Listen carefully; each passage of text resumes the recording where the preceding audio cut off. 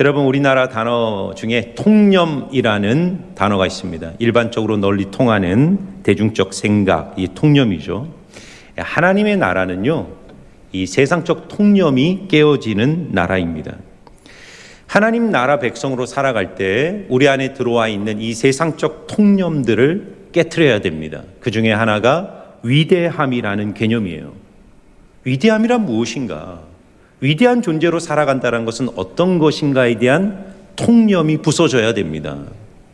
오늘 제자들이 위대함에 대한 세상적 통념을 앞세우며 예수님께 와서 이 질문을 하는 겁니다. 18장 1절을 한번 보시면요, 그때 제자들이 예수께 나와 이르되 천국에서는 누가 크니까? 왜 제자들이 이런 질문을 하고 있을까요? 이유가 있습니다. 변화산 꼭대기에서 베드로와 야고보, 요한이 영광스러운 주님의 모습을 보았습니다. 베드로, 야고보, 요한은 이 경험 속에서 특권 의식에 사로잡혀 우리가 이제 예수님과 함께 예루살렘에 올라가면 주님과 함께 대단한 권력과 지위를 얻을 것이라는 기대를 가지고 있었던 거예요.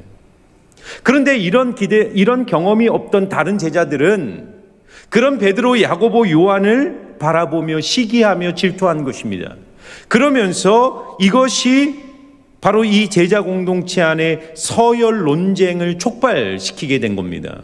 오늘 마태복음에 나와 있지 않지만 누가복음을 보면 이 질문을 하는 제자들의 동기가 무엇인지를 분명하게 기록하고 있습니다. 누가복음 9장 46절과 47절인데요. 제자 중에서 누가 크냐 하는 변론이 일어나니 예수께서 그 마음에 변론하는 것을 아시고 어린아이 하나를 데려다가 자기 곁에 세우시고, 자, 지금 제자들이 어떤 변론을 하는 겁니까? 넘버 1, 넘버 2, 넘버 3는 누구냐? 지금 그거를 따지고 있는 것이죠. 그런데 여러분, 28장 1절에서 제일 중요한 단어는 뭐냐면 그때에라는 단어입니다. 그때에. 이 질문이 나오는 시점이 중요하다는 겁니다. 제자들이 서열 논쟁을 하며 예수님께 질문을 던진 그때는 언제일까요?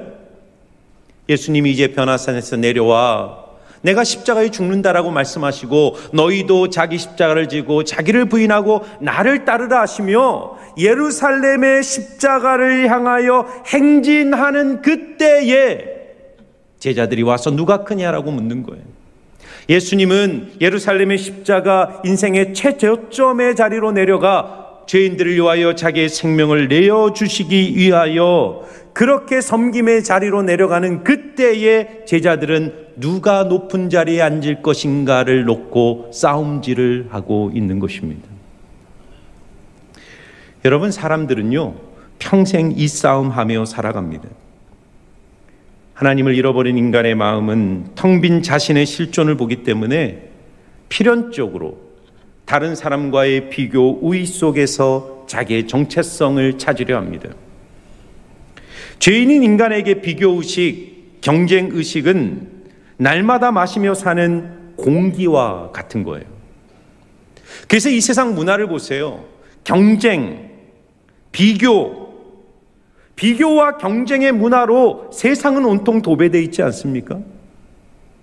그 결과 인간의 마음은 열등감이나 우월감이라는 이 양가 감정의 덫에 걸려서 불행을 자초하며 인생을 살아가는 것입니다.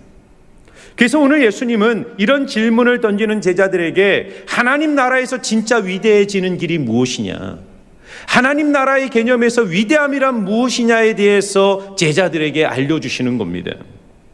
천국에서 누가 큽니까? 라는 질문에 대해 예수님께서 이렇게 답변을 하십니다. 자, 2절과 3절 말씀인데요, 우리 한 목소리 같이 읽겠습니다. 시작. 예수께서 한 어린아이를 불러 그들 가운데 세우시고 이르시되 진실로 너희에게 이르노니 너희가 돌이켜 어린 아이들과 같이 되지 아니하면 결단코 천국에 들어가지 못하리라. 아멘. 예수님은요 촌철살인으로 우리의 통념을 전복시키는 분입니다. 지금 제자들이 뭘 묻습니까? 예수님, 천국에선 누가 큽니까? 우리가 천국에 들어갔어요. 그들이 생각하는 천국이라는 것은 이제 예수님이 예루살렘에 올라가 국가를 전복시키고 로마를 정복하고 이 땅에 이스라엘 나라를 세우면 그때 누가 예수님의 좌의정 우의정이 됩니까? 지금 그 질문을 하는데 예수님은 너희가 천국에 들어갈 자격이 있을까? 스스로 자문해 보라는 겁니다. 어린아이와 같이 되지 아니하면 결단코 천국에 들어가지 못할 것이라 못을 박으십니다. 그러면서 어린아이와 같이 된다는 것이 무엇인가? 어린아이와 같이 되어 위대한 삶을 누리는 삶의 비결이 무엇인가에 대해 주님은 여러 가지 각도로 말씀하십니다. 첫 번째로 예수님은 너희가 돌이켜 어린아이와 같이 되라 이렇게 말합니다. 돌이켜, 이건 다른 말로 하면 회개죠. 회개. 헬라어로 회개를 메타노이아라고 말합니다. 이것은 영어로 유턴한다는 뜻이에요. 내가 가는 삶의 방향이 있는데 유턴하여 돌아서는 것을 회개라고 말하고 헬라어로 그것을 메타노이아라고 말합니다. 어디서부터 유턴하는 걸까요? 여러 가지가 있겠죠. 쉽게 말하면 죄로부터 유턴하는 것이지만 그 죄가 뭐냐? 하나님 없이 높아지려는 삶의 방향으로부터 유턴하라는 것입니다. 여러분, 이 유턴이 쉽습니까? 아까 말씀드렸지만 높아지려는 마음, 스스로 경쟁과 비교를 통해 위대해지려는 마음은 타락한 인간의 본성인데 그게 쉽게 유턴이 됩니까? 그래서 하나님이 하시는 일이 있어요. 말씀으로 우리에게 끊임없이 회개하라고 요청하시지만 말씀에 반응하지 않는 인간의 완고한 마음을 깨기 위하여 하나님은 우리를 광야로 밀어넣으시는 거예요. 하나님의 백성들에게는 광야가 없는 분들이 없어요. 하나님이 각자에게 주신 광야가 있어요. 그 광야에서 주님이 무엇을 하십니까? 우리가 얼마나 소망 없는 죄인이며 우리가 얼마나 무력한 인생인지를 깨닫게 하셔서 하나님의 은혜가 없이는 살 수 없는 인생임을 깨닫게 하시는 거예요. 그래서 광야는 세상의 시각으로 보면 불행의 자리처럼 보이지만 우리를 위대한 하나님의 인생으로 빚어내시는 하나님의 작업장이고 하나님의 용광로라는 사실을 알게 되는 거예요. 그래서 그 안에서 우리를 어린아이처럼 우리의 마음을 낮추셔서 하나님의 은혜에 대한 목마름을 가지고 우리의 인생을 살아내도록 하시는 것입니다. 그래서 여러분, 그리스도인은요 반드시 졸업해야 되는 학교가 있는데 어떤 학교일까요? 광야 학교예요. 광야 학교. 그리고 이 광야 학교를 졸업한 사람들이 살아가는 삶의 고백들이 있어요. 내가 아니라 하나님의 은혜입니다. 내가 아니라 하나님의 은혜입니다. 우리 옆에 계신 분들한테 한번 이렇게 고백했으면 좋겠어요. 내가 아니라 하나님의 은혜입니다. 여러분, 우리가 이 고백을 가지고 산다면 하나님은 반드시 그의 인생을 위대하게 세워주실 줄 믿습니다. 내가 아니라 하나님의 은혜입니다. 여러분, 성경이 말하는 성공과 실패의 원리는 심플해요. 간단합니다. 하나님은 교만한 자를 대적하시고 겸손한 자에게 은혜를 주시느니라. 하나님의 능하신 손 아래 겸손하라. 때가 되면 너희를 높이시리라. 오늘 4절도 마찬가지예요. 그러므로 누구든지 이 어린아이와 같이 자기를 낮추는 사람이 천국에서 큰 자니라. 아멘. 돌이켜 어린아이와 같이 되시기를 주의 이름으로 축복합니다. 어린아이와 같이 된다는 게 뭘까? 우리 부모님들을 적용해서 한번 말씀을 드리면 우리 부모님들이 가진 착각이 하나 있어요. 내가 부모로서 자녀에게 줄 수 있는 최고의 사명은 내 자녀들의 미래를 내가 열어주는 것이라는 생각이에요. 내 자녀에게 이 세상에서 성공할 수 있는 길을 내가 열어주는 것이 부모로서 내가 가진 최고의 사명이라고 생각해요. 착각이죠. 자녀의 미래를 열어주는 것은 부모님들의 노력이나 자녀들의 세상적 실력이 아닙니다. 인생의 미래를 열고 닫으시는 분은 오직 하나님 한 분밖에 없습니다. 여러분, 내가 공부를 잘 시킬 수 있어요. 세상적인 조건으로 아이가 세상에서 성공의 가도를 달리게 할 수도 있습니다. 그러나 그게 인생의 궁극적 목적일까요? 하나님이 없는 인생의 성공이 그의 인생을 데려가는 자리는 어디일까요? 하나님이 없기 때문에 세상적 실력으로 갑질을 하며 살아가는 인생이 된다면 그 자체가 망한 인생이 아닐까요? 그러나 그 아이의 인생이 부모님의 삶을 통해 우리가 하나님의 은혜로 살아가야 될 어린아이와 같은 인생을 깨닫고 은혜 없이는 살 수 없는 인생임을 깨달아서 그렇게 하나님의 은혜를 붙들고 살아가는 인생이 된다면 그가 어떤 자리, 어떤 상황에 있을지라도 하나님의 그의 인생이 함께 하심으로 그는 반드시 위대하고 성공적인 인생을 살게 되는 거예요. 그래서 부모로서 먼저 내가 하나님 앞에 어린아이와 같은 심령이 되고 그리고 자녀들에게 그렇게 하나님을 은혜를 의지하며 사는 삶이 무엇인지를 가르치고 보여주는 그런 부모님들이 되시기를 주의 이름으로 축복합니다. 여러분, 그렇다면 이제 두 번째 던져야 될 질문은 왜 하나님은 우리를 낮추신 후에 위대함에 이르게 하실까? 여러분, 위대함이 무엇인가를 주님이 지금 설명하는 것입니다. 분명한 이유가 있어요. 이 세상이 하나님 나라가 되기 위해서는 작은 자, 연약한 자를 영접해내는 사람들이 이 땅에 필요하기 때문입니다. 그런데 누가 타인을 자신의 존재로 받아들이고 영접하느냐면 하나님 안에서 낮은 마음을 가진 사람만이 진정으로 타인을 영접할 수 있기 때문이에요. 그래서 예수님은 마음을 낮추라고 하신 후에 5절에 진짜 위대한 삶의 모습이 무엇인지를 이렇게 설명하고 있어요. 또 누구든지 내 이름으로 이런 어린 아이 하나를 영접하면 곧 나를 영접함이니. 여러분, 이 세상을 보세요.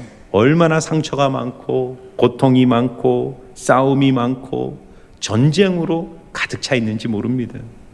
왜 그럴까요? 세상은 평화를 말하고 화목을 말하고 화해를 말하지만 왜 우리 가정으로부터 시작해서 교회, 사회 가는 곳마다 수많은 갈등과 상처와 고통이 있을까요? 이유는 하나입니다. 서로가 서로를 진정으로 영접하지 않기 때문입니다. 높아지려는 싸움을 하니까 상대방이 영접의 대상이 아니라 경쟁의 대상이 될 수밖에 없습니다.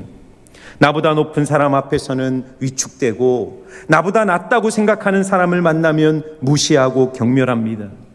그래서 세상은 상처와 아픔으로 가득 차 있는 거예요. 그런 세상이 어떻게 치유될까요?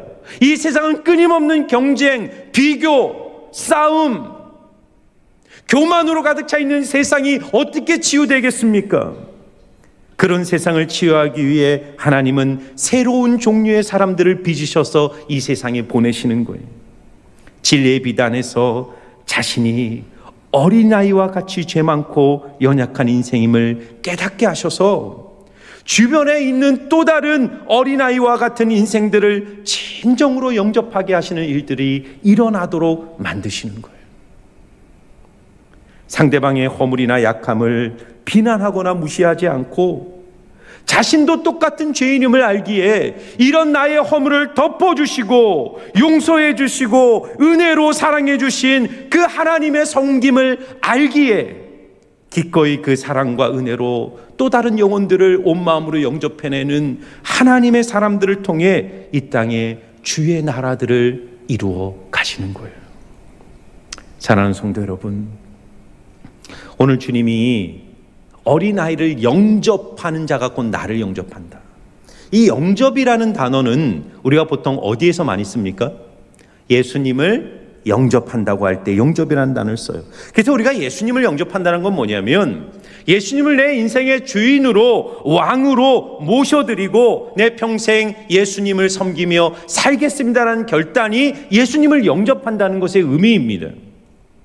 그런데 사도 바울은 고린도후서 4장 5절에 이 예수님을 영접한다는 것의 의미를 이렇게 재해석하고 있습니다. 우리 뜻을 생각하면서 한번 읽어보겠습니다. 시작. 우리가 우리를 전파하는 것이 아니라 오직 그리스도 예수의 주 되신 것과 또 예수를 위하여 우리가 너희의 종된 것을 전파함이라. 아멘. 자, 바울이 복음을 전한다는 거예요. 근데 복음의 내용이 두 가지인데 하나는 예수님이 그리스도 예수가 우리의 주님이 되신 것, 그분이 우리의 주인 되신 것과 우리가 예수의 종된 것을 전파하노라 이렇게 말하지 않죠. 뭐라고요? 정확하게 뭐라고 말합니까? 예수님이 우리의 주님이 되신 것과 우리가 내가 너희의 종된 것을 전파함이라. 여러분 보세요. 예수님을 내 인생의 주님으로 진정으로 믿고 따르는 자의 삶에 나타나는 분명한 특징이 뭡니까? 다른 사람들을 자발적으로 섬기는 사랑의 종이 되는 거예요.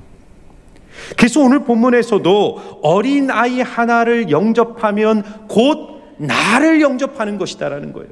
예수님을 영접하는 게 뭐냐? 곧 너희 가운데 있는 작은 자, 연약한 자, 어린아이 하나를 너의 삶으로 영접하는 것이 곧 나를 영접하는 것이다라고 말씀하시는 거예요.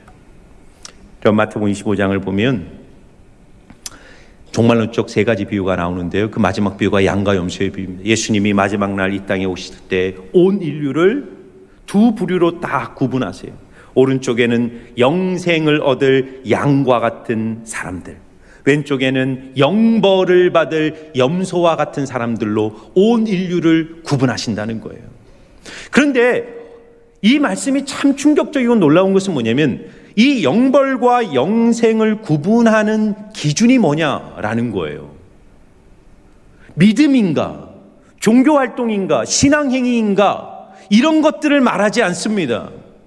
예수님이 오른쪽에 있는 영생을 얻을 양과 같을 사람들에게 말해요. 너희는 내가 줄일 때 먹을 걸 주었고, 목마를 때 마시게 하였고, 나그네 되었을 때 영접하게 하였고, 거헐벗었을 때 옷을 입혔고, 병들었을 때 돌보았고, 옥에 갇혔을 때 와서 나를 보았다는 것입니다.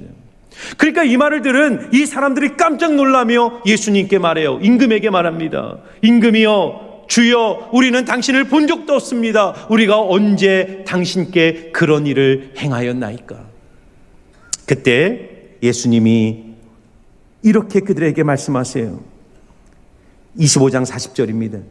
임금이 대답하여 이르시되 내가 진실로 너희에게 이르노니 너희가 여기 내 형제 중에 지극히 작은 자 하나에게 한 것이 곧 내게 한 것이니라. 여러분 잘 보셔야 됩니다. 예수님을 섬긴다는 것이 뭘까요?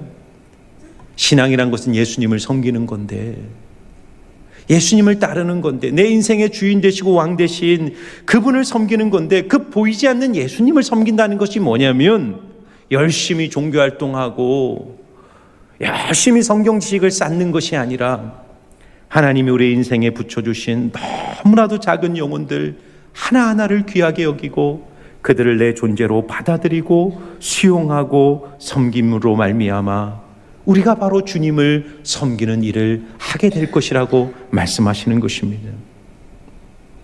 마지막 날 우리 인생을 평가하는 단 한 가지 기준은 무엇일까요?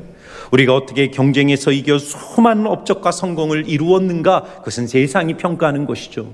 세상은 그런 사람들을 위대하고 성공했다라고 말하지만 하나님 나라에서는 아무 의미도 없어요. 내가 높은 자리에 있든지 낮은 자리에 있든지 어떤 자리에 있든지 하나님이 내게 주신 인생의 자원들을 가지고 내 주변에 있는 작은 영혼들을 내가 얼마나 잘 섬기며 사랑했는가로 주님은 우리의 인생을 평가하실 것입니다. 그러므로 사랑하는 성도 여러분, 영접은 여러분의 가정에서부터 시작하시기를 주의 이름으로 축복합니다.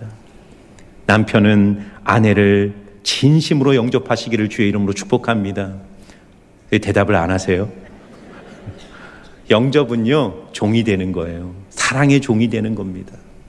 낮은 자리에서 배우자의 피로를 이해해주고 그 마음을 위로해주고 허물을 덮어주고 용서하고 사랑해주는 것이 신앙입니다.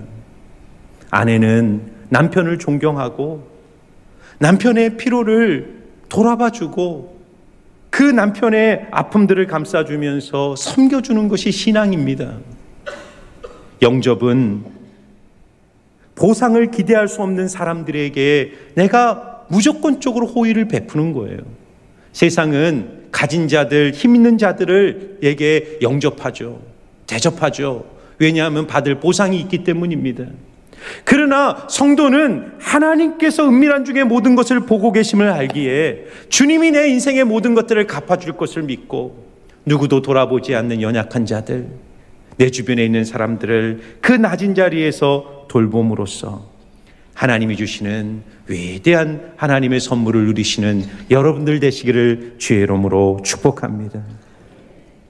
이제 마지막으로 중요한 말씀을 주님이 하세요. 5절에서는 어린아이를 영접하라. 이거 긍정적인 겁니다. 하나님 나라의 위대해지는 길, 어린아이 같이 작은 자를 영접해라. 이 적극적인 면을 말했다면 이제 6절부터 10절까지 좀 긴 부분을 매우 중요한 이야기를 했습니다. 남을 실족시키지 말라는 거예요. 실족시키는 자가 되지 말라. 자, 6절 말씀을 한번 볼까요? 6절입니다. 누구든지 나를 믿는 이 작은 자 중 하나를 실족하게 하면 차라리 연자맷돌이 그 목에 달려서 깊은 바다에 빠뜨려지는 것이 나으니라. 자, 실족하게 한다라는 이 헬라어 단어는 스칸달리세라는 단어를 쓰는데 우리나라 말로 번역하면 함정에 빠지게 하다, 감정을 상하게 하다, 심한 괴로움을 겪게 하다, 또는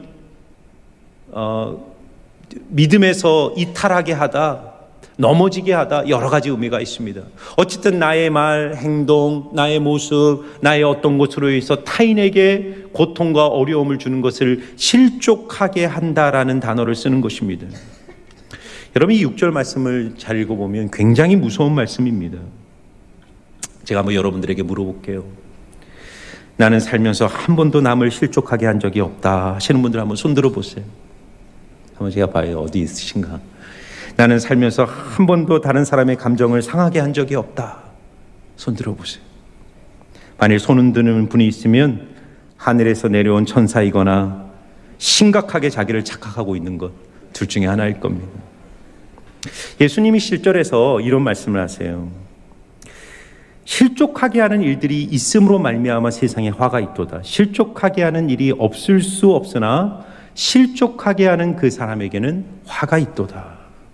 그러니까 여러분 보세요. 죄인인 인간이죠. 우리가 거듭났어도 우리는 여전히 죄인이기에 죄인이 살아가는 이 타락한 세상에는 내가 의도하든 의도하지 않았든지 누군가에게 실족함을 당하거나 누군가를 실족하는 일들은 계속 일어날 수밖에 없다는 것입니다. 여러분, 이 사진 한번 보세요. 서울에 있는 한 요양원의 풍경입니다. 그런데 이상한 점이 있지 않나요? 이 사진에 요양원에 계신 한 어르신이 화창한 날씨에 창밖을 바라보는데 창문이 반투명 시트지로 절반이 가려져 있습니다. 왜 이렇게 했을까요? 그 주변의 고급 아파트 주민들이 이 요양원에 계속 민원을 넣은 겁니다. 밤에 노인들이 보이지 않도록 시트지를 가려라. 밤에 요양원의 창문에 비친 노인들이 안 보이게 해달라. 계속 민원을 넣은 것입니다. 이 요양원에서 찾아가서 우리 어르신들도 창밖을 보고 자연을 봐야 되지 않겠습니까? 설득을 해도 이 아파트 주민들이 단체로 강력하게 항의를 하는 바람에 어쩔 수 없이 저렇게 반 시트지로 창문을 가려버린 거예요. 세상은 이렇게 높은 곳에 있는 사람들이 낮은 곳에 있는 사람들을 실족하게 하는 일들이 계속 일어납니다. 참 얼마나 어리석어요? 어떻게 보면 우리가 다 가야 될 길인데 우리도 언젠가는 요양원이든 언제든 다 노인이 돼야 될 사람들임에도 불구하고 다른 사람들을 영접할 마음이 없으니까 저렇게 자기의 필요와 이익을 쫓아 다른 사람들의 영혼을 실족하게 하는 일들을 자행하며 살아가는 거예요. 근데 여러분, 오늘 본문이 정말 충격적인 것은 이렇게 남을 실족해 하는 자에게 주어지는 처벌, 그것은 뭐냐면 연자맷돌을 목에 달고 깊은 바다에 빠뜨려지는 것이 낫다. 여러분, 연자맷돌이요, 우리나라에 쓰는 이 맷돌 정도가 아닙니다. 저기 보세요. 당나귀나 말이 끌 수 있는 거대한 돌덩어리예요. 그런데 어린 소자 하나를 실족하게 하면 이것을 목에 메고 바닷속에 던져지게 될 것이다라는 거예요. 과연 이 말씀을 문자 그대로 적용한다면 과연 이곳에 살아남을 수 있는 사람이 얼마나 있을까요? 저도 한번 생각해 봤어요. 나는 인생을 살면서 얼마나 많은 사람들을 실족하게 했을까? 의도하든 의도하지 않았든 나로 인해서 실족함을 당한 사람들이 분명히 있을 텐데 나는 몇 개의 연자맷돌이나 목에 매야 될까? 한 100개는 목에 걸고 바닷속에 들어가야 되는 건 아닌가? 여러분, 굉장히 무서운 말씀이죠. 이 말씀을 진짜 문자 그대로 적용한다면 저뿐만 아니라 여러분 전부 다 우리 지금 바닷속에서 예배드려야 됩니다. 그런데 주님이 이런 말씀을 하는 것은 저는 과장법이라고 생각합니다. 충격요법이죠. 엄중한 경고를 주기 위하여 예수님께서 과정법을 통해 다른 사람을 실족하게 하는 일을 가볍게 여기면 안 된다는 거예요. 요즘 제가 어렸을 때요, 지금은 아닌데 예전에 어렸을 때 보니까 그 어른들이 피는 담뱃갑을 뒤에 보면 그 흡연으로 망가진 그 폐, 구멍 뚫린 폐 사진들을 이렇게 찍어 놓고 경고, 흡연에 특별히 주의하십시오. 담배를 피면 이렇게 될 수 있습니다. 이런 그 그림들을 본 적이 있어요. 그러니까 담배를 핀다고 해서 다 그렇게 되는 건 아니지만 이 흡연이 갖고 있는 위험성을 과장적 충격요법을 통해 그렇게 경각심을 주기 위해서 광고를 한 것입니다. 지금 예수님이 저는 그렇게 하신다고 생각하는 거예요. 정말 우리가 실족해 하면 다 연자를 맺돈 말고 다 심판받고 바닷물에 들어가라는 얘기가 아니라 우리가 죄라는 개념을 너무나도 다른 사람들을 실족하게 하는 일들을 너무나도 가볍게 여기는 세상과 문화 속에 우리가 살아가고 있기 때문에 그게 절대로 가벼운 게 아니야. 그리스도인으로서 위대해지는 것은 작은 자 하나를 영접하는 거, 그 세상은 아무것도 아니라고 하지만 하나님 나라에서는 그거 정말 위대한 일이야. 그런데 반대로 세상은 내가 성공하고 내가 높아지고 나의 유익과 필요를 위해서 다른 사람들의 감정, 다른 사람의 마음 따위 무시하면서 그렇게 끊임없이 다른 사람들을 실족해 하는 일들이 이 세상에 일어나는데 너희들은 그렇게 살면 안 된다는 거예요. 그거는 심각한 죄가 될 수 있다는 것입니다. 그러면서 주님이요, 남을 실족시키지 않으려는 너의 노력과 결단을 어느 정도까지 해야 되는지를 그 다음 구절인 8절과 9절에서 이렇게 이야기하고 있습니다. 우리 같이 한번 읽어보겠습니다. 시작. 만일 내 손이나 내 발이 너를 범죄하게 하거든 찍어내버리라. 장애인이나 다리 저는 자로 영생에 들어가는 것이 두 손과 두 발을 가지고 영원한 불에 던져지는 것보다 나으니라. 만일 내 눈이 너를 범죄하게 하거든 빼어내버리라. 한 눈으로 영생에 들어가는 것이 두 눈으로 가지고 지옥불에 던져지는 것보다 나으니라.